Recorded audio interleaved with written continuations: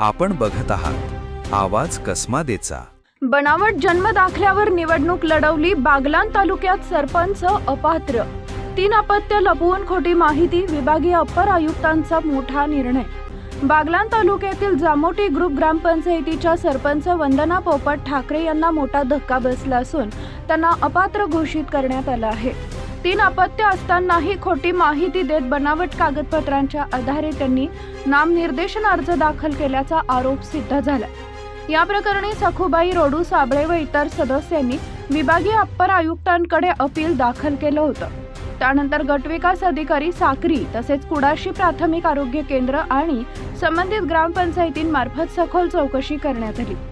चौकशीत असं उघड झालंय की वंदना ठाकरे यांनी माहेर काकसेवड येथून आपल्या पतीच्या मोठ्या भावाच्या नावानं खोटी जन्मतारीख दाखवून बनावट जन्म दाखला तयार करून घेतला होता।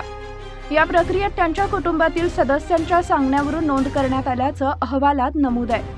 तसेच चौकशी दरम्यान सरपंच वंदना ठाकरे यांना प्रत्यक्षात 3 अपत्य असल्याचं स्पष्ट झालंय। त्यामुळे निवडणुकीसाठी बनावट कागदपत्रांचा वापर केल्याचं सिद्ध झाले। दरम्यान या प्रकरणात निष्काळजीपणा दाखवल्याबद्दल संबंधित ग्रामसेवक व कर्मचाऱ्यांना कारणे दाखवा नोटीस देण्यात आली असून पुढील कारवाई सुरू आहे। सर्व पुरावे लक्षात घेता विभागीय अप्पर आयुक्तांनी 25 मार्च 2026 रोजी निर्णय देत वंदना ठाकरे यांना सरपंच पदासाठी अपात्र ठरवले। या प्रकरणात संबंधितांवर फौजदारी गुन्हा दाखल करून कठोर कारवाई करावी अशी मागणी अर्जदार सखुबाई साबळे व इतर सदस्यांनी केली आहे। त्यामुळे दोषींवर पुढील काळात कडक कारवाई होण्याची शक्यता व्यक्त केली जाते। या लढ्यात ॲडव्होकेट भारतभूषण लोखंडे आणि ॲडव्होकेट धनंजय देवरे यांनी अर्जदारांच्या बाजूने महत्त्वपूर्ण भूमिका बजावली। सरपंच पात्र झाले, पात्र व्हायलाच पाहिजे होते। पहिल्या मालेगाव अप्पर जिल्हाधिकारीकडेच पात्र व्हायला पाहिजे होते। कारण पहिल्यापासून पूर्ण ग्रामपंचायतला माहिती होतं की याला 3 अपत्य येत असं। आणि त्यावेळेस नामनिर्देशन पत्र भरताना याने आम्ही चौकशी केली आणि 2च अपत्य दाखवले तिथं। आणि आम्हाला पूर्ण गाव पूर्ण जागरूक होता या गोष्टींमध्ये। याच्यावर पुढे फौजदारी कारवाई झालेली पाहिजे।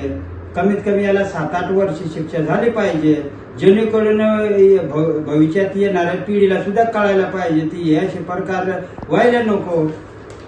प्रत्येक ग्रामपंचायतीमध्ये सत्यता ही सत्यताच राहणार आहे आणि जे सत्य आहे ते सत्याचाच विजय होईल।